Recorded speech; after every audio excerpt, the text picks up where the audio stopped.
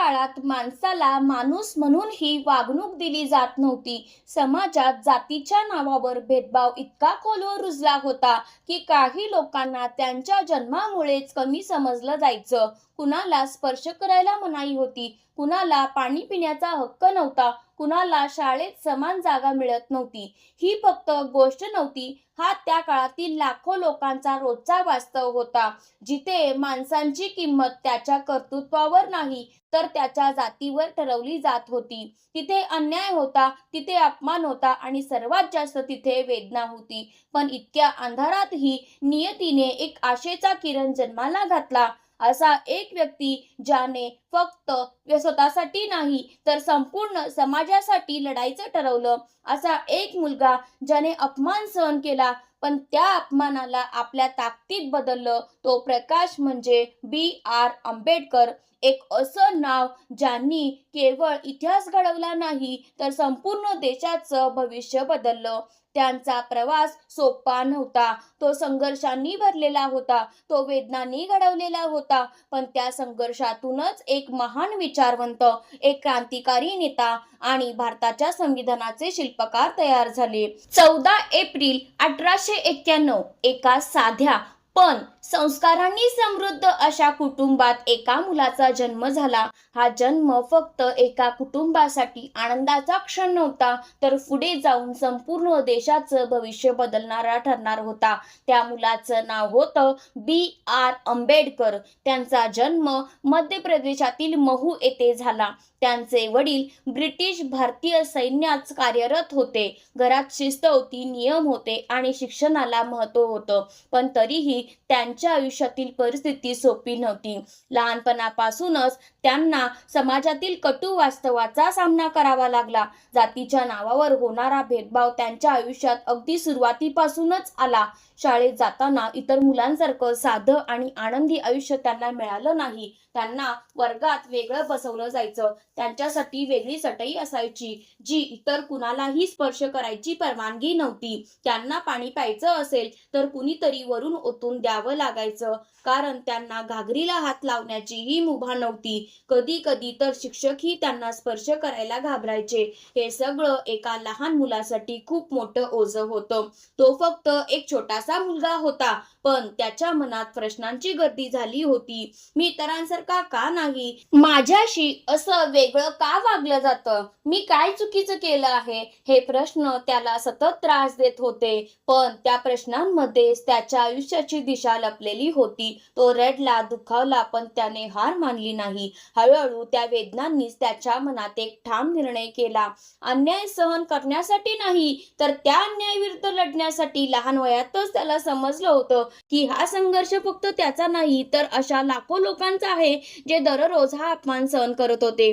आणि कदाचित त्या क्षणीच एका लहान मुलाच्या मनात एक मोठा नेता जन्म घेत होता. एक दिवस, लहान वयातील एक साधा प्रसंग, पण आयुष्यभर लक्षात राहणारा अनुभव. त्यांना आणि त्यांच्या भावंडांना गावात जायचं होतं. साधं काम होतं, पण त्या काळात त्यांच्यासाठी काहीच साधं नव्हतं. ते रस्त्यावर उभे होते, एखाद्या गाडीची वाट पाहत. पण एकामागून एक गाड्या जात होत्या आणि प्रत्येक वेळी त्यांना नकार मिळत होता. कुणीही त्यांना आपल्या गाडीत बसवायला तयार नव्हतं. कारण फक्त एकच होतं, त्यांची जात. त्या लहान मुलांच्या चेहऱ्यावर संभ्रम होता. कळत नव्हतं की आपण इतके वेगळे का आहोत. शेवटी खूप विनंती केल्यानंतर एक गाडीवान तयार झाला, पण त्याने एक अट ठेवली: तुम्ही गाडीला हात लावू नका. त्या एका वाक्याने त्यांच्या मनाला खोलवर जखम केली. ते गाडीत बसले, पण त्या प्रवासात त्यांच्या मनात वेदना, अपमान आणि प्रश्नांची वादळ सुरू होती. हा फक्त एक प्रवास नव्हता, हा त्यांच्या आयुष्यातील एक असा क्षण होता ज्याने त्यांना आतून हादरवून टाकलं. त्या लहान वयातच त्यांनी अपमानाची तीव्र जाणीव अनुभवली. पण काही लोक अशा प्रसंगामध्ये तुटून जातात आणि काही लोक त्या प्रसंगामधून घडतात. त्या दिवसाने त्यांना तोडलं नाही तर त्यांना घडवलं. त्या अपमानाने त्यांच्या मनात एक आग पेटली. एक ठाम निर्धार निर्माण झाला की हा अन्याय असाच चालू देता येणार नाही. त्यांनी मनोमन ठरवलं की एक दिवस असा येईल जेव्हा कुणालाही अशा प्रकारचा अपमान सहन करावा लागणार नाही. आणि कदाचित त्या क्षणीच एका लहान मुलाच्या मनात समाज बदलण्याची सुरुवात झाली. झाली होती. परिस्थिती कितीही कठीण असली तरी त्यांनी शिक्षणाचा मार्ग कधीच सोडला नाही.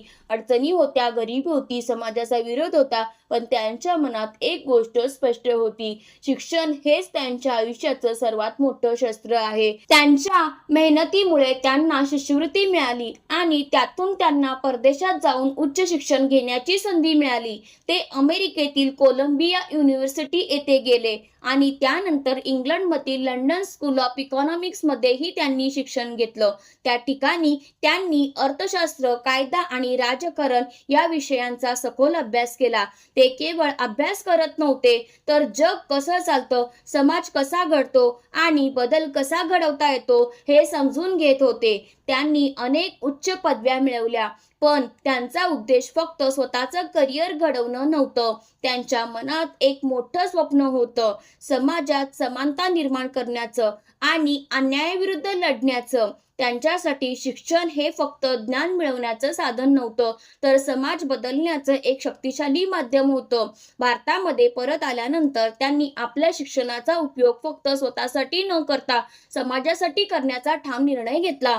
त्यांना स्पष्टपणे जाणवत होतं की देशात अजूनही अन्याय, भेदभाव आणि असमानता मोठ्या प्रमाणावर अस्तित्वात आहे. म्हणूनच त्यांनी अन्यायाविरुद्ध आवाज उठवायला सुरुवात केली. तो आवाज फक्त त्यांच्या स्वतःच्या वेदनेचा नव्हता, तर त्या लाखो लोकांचा होता ज्यांना बोलण्याची संधीच मिळत नव्हती. त्यासाठी त्यांनी मूकनायक आणि बहिष्कृत भारत यांसारखी वृत्तपत्रे सुरू केली. ही फक्त वृत्तपत्रे नव्हती, तर ती समाजातील दुर्लक्षित आणि वंचित लोकांसाठी एक व्यासपीठ होती. या माध्यमातून त्यांनी लोकांना त्यांच्या हक्कांची जाणीव करून दिली, त्यांना शिक्षणाचं महत्त्व समजावलं आणि अन्यायाविरुद्ध उभं राहण्याची प्रेरणा दिली. हळूहळू त्यांचा आवाज लोकांपर्यंत पोहोचू लागला आणि त्यांच्या विचारांनी अनेकांच्या आयुष्यात बदल घडवायला सुरुवात केली. 1927 साली महाड येथे एक ऐतिहासिक सत्याग्रह झाला. त्या काळात समाजातील काही लोकांना सार्वजनिक पाण्याच्या स्रोतांवर हक्क नव्हता.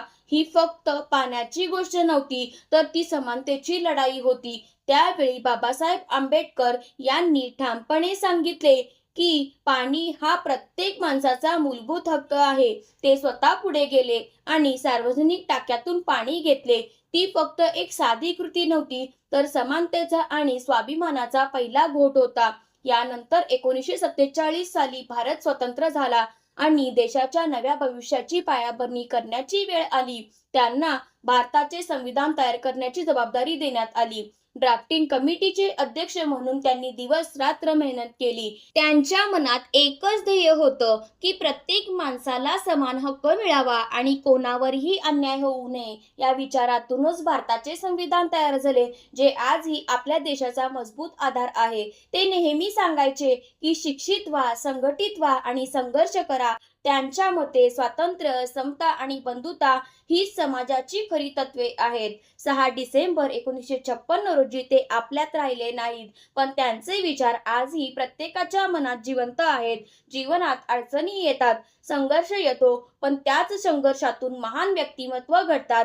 जर त्यांनी हार मानली असती तर आजचा भारत वेगळा असता. जर ही प्रेरणादायी कथा तुम्हाला आवडली असेल तर हा व्हिडिओ नक्की लाईक करा. कमेंटमध्ये नक्की लिहा जय भीम आणि मनस्पर्श कथा या चॅनलला सबस्क्राईब करा आणि लक्षात ठेवा, संघर्ष करा, कारण संघर्षाशिवाय यश मिळत नाही.